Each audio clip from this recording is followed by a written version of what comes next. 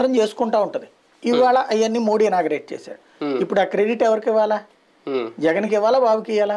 మీ ముగ్గురు కలిస్తే రాష్ట్రానికి ఒక అద్భుతమైన ప్రయోజనం ఉంది అని చెప్పడానికి ఈ కూటమి దగ్గర ఏమన్నా ఉందా? మాదొక మల్టీ స్టారర్ మూవీ, ఇదొక హిట్ టాక్ వస్తుందని చెప్పుకోవడానికి ఏమన్నా ఉన్నాయా?